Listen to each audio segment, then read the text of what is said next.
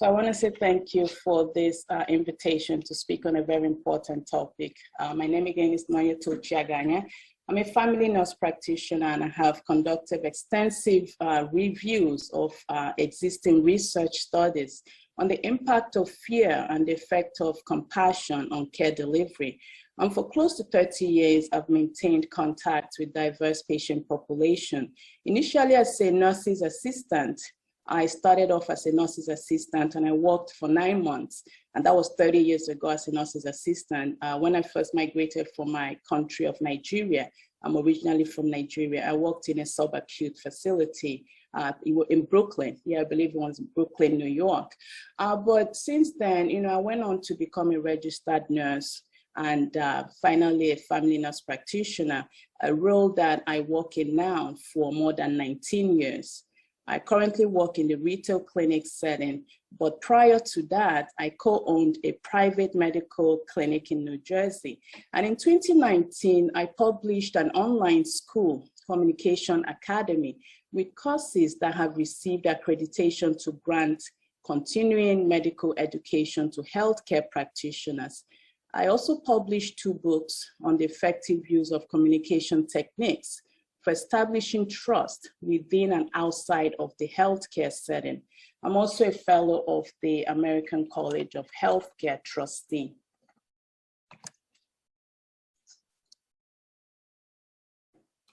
And some educational objectives of this webinar include improving the ease for participants to interact with patients of diverse attitudes and attributes, to promote a trusting environment. And another goal of this presentation is to provide information that will help us as healthcare providers assist patients to feel comfortable, especially when patients' attitudes are a manifestation of underlying anxieties.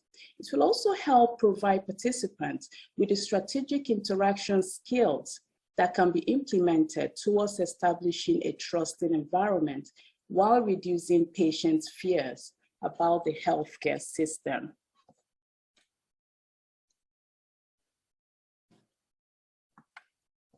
In the course of my research, I've discovered that many healthcare establishments either have existing programs or have initiated new programs to help address patient and staff anxieties.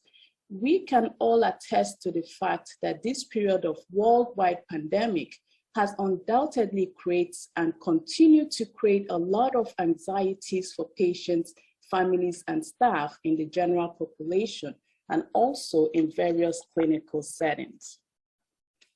And for patients in particular, sometimes these underlying anxieties can manifest as various attitudes that make care delivery even more challenging in an already stressful environment. And some healthcare establishments have established programs with mental health initiatives for tackling overwhelming emotions that could lead to unmanageable anxieties for patients. There are also various get-to-know-me initiatives that assist patients and families to improve the comfort of the hospital and clinical experiences, such as the use of masks with smiling emojis. And sometimes we have healthcare practitioners that have these very visible, large identification badges where they're smiling. Sometimes we have masks that have lots of, cheerful emojis on them. And these are just, strategic types of implementations that are maintained just to help make the healthcare setting a more welcoming environment, because we all know that the mask does hide our smile, and that makes it hard to make that more human connections when we meet the patients in a welcoming environment. And other excellent initiatives include programs in some institutions that offer anonymous proactive mental health and suicide risk screening to healthcare providers. And at-risk professionals are referred to programs that address the mental health, lifestyle behavior, and job satisfaction of the healthcare practitioners.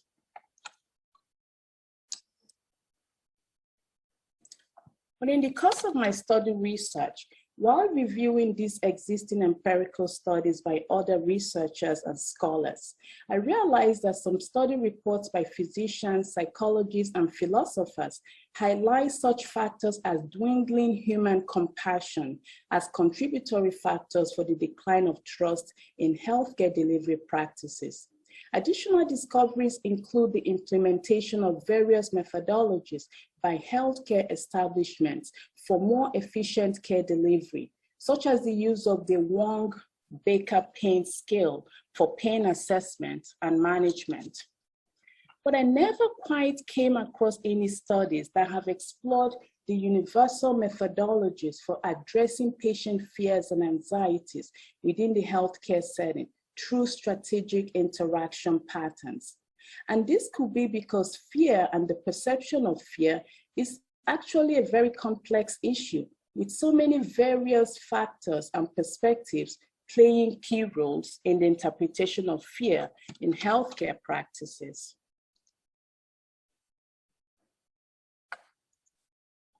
The key to establishing a more trusting environment, regardless of what attitude a patient displays upon presentation, is to first identify patient characteristics that could possibly signify underlying anxieties, and then engage strategically to help alleviate such anxieties while promoting a more trusting clinical environment. So in my 30 years of providing healthcare services to patients in various settings, earlier on as a registered nurse and currently as a family nurse practitioner, I've had the honor to care for patients of diverse background, characteristics, and attributes in so many settings, such as home care, acute care, subacute care, private clinic, long-term care, and currently the retail clinic setting. And I've realized that many of the behaviors that patients present with are due to underlying anxieties. Sometimes patients present as suspicious, angry, overwhelmed, opinionated, skeptical, dependent, impatient. Even sometimes patients can be talkative due to underlying anxieties.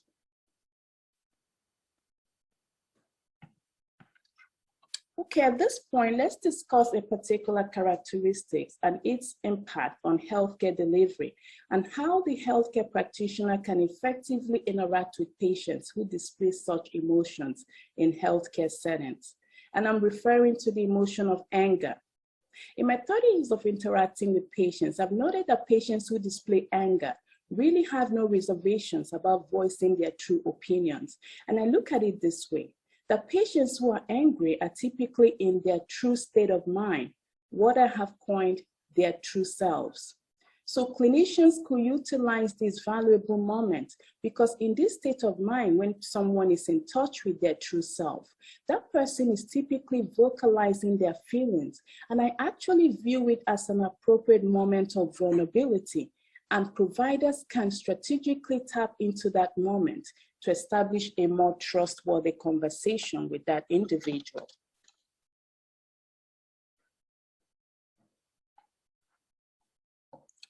And there are various ways to achieve this. First, healthcare providers should listen more than speak when they encounter a patient who is angry. And after listening, I've realized a pattern of response that's always helped me to establish some form of tranquility. I will say something like this: correct me if I'm wrong, but I heard you say, and then I will fill in the rest of the sentence with my own view of what I believe I heard the patient say. What this pattern of statement achieves is that it really helps to validate to the person who is angry that you, as their healthcare practitioner, you were listening. And by further engaging with this person, you find out if there's any misconceptions that may have been revealed so that both parties can now discuss that as a dialogue in a more gentle way to come up with strategies to address that particular issue. And there are various patterns to avoid to help promote a trusting environment. A few things that clinicians should avoid doing is, first of all, try not to get angry yourselves. And also, don't be confrontational or condescending. And please don't pretend that you didn't hear the patient, because these patterns only infuriate the patient even more, as it could appear that you weren't even listening to the patient's concern in the first place. And this will only further lead to communication breakdown.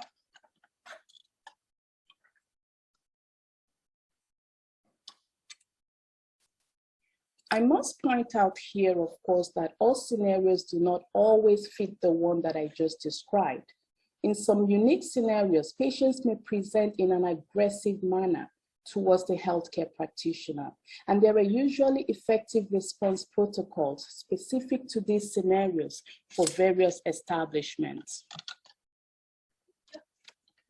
Say, for example, if the practitioner is in a setting where there is an emergency call button, or sometimes it could be a setting where patients are housed in psychiatric facilities, and sometimes we all know patients in such facilities can become aggressive at different times.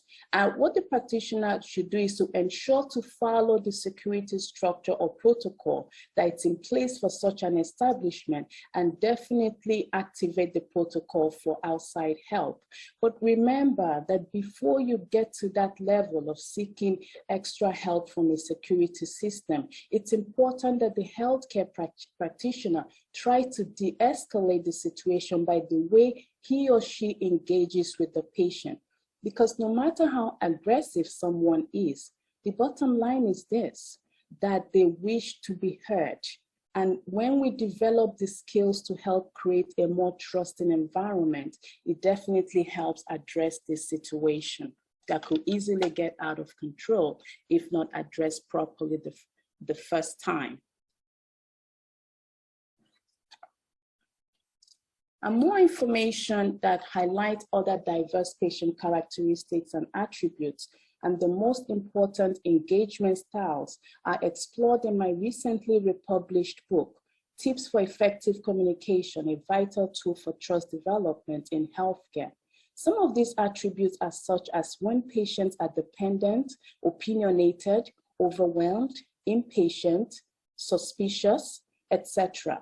Utilizing strategic engagement to promote tranquility is important because when communication breaks down, the environment becomes unconducive for better quality healthcare delivery. And there are two parts to this book. In the first part, I discussed the steps that patients can take to reduce the chances of feeling intimidated by the clinical experience. And this is listed in the common do's and don'ts to help the patients achieve a rewarding clinical visit with their healthcare practitioners.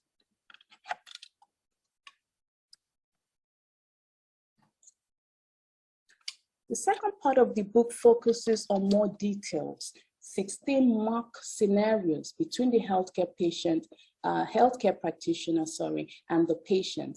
And it identifies the most appropriate times to implement various communication styles of engagement to improve the chances of a more trusting environment development.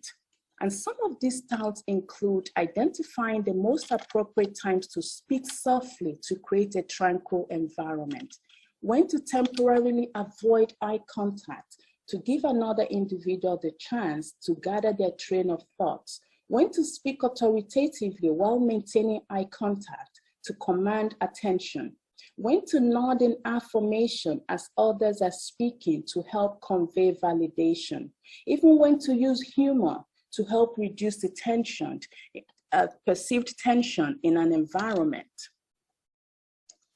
How to engage effectively with adolescents, how to engage with patients who are also healthcare practitioners, how to use effective engagement with patients whom I fondly refer to as Dr. Mom and Dr. Dad. These are parents, of course, of pediatric patients. They're usually overly enthusiastic parents with underlying anxieties about their children's acute health presentation. And I must point out at this point that I am a Dr. Mom because I have 4 girls and one of my children has asthma. So I can totally relate to a parent's fears during an acute child's illness presentation. There are strategic ways to successfully engage with enthusiastic parents to promote a trusting environment.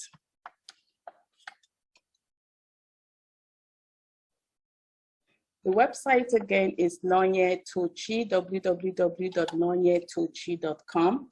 And books are also available on Amazon and Barnes & Noble. And please don't forget to subscribe to my weekly newsletter on the website. You can also purchase the books on the website. I actually had a guidebook and a very small communication.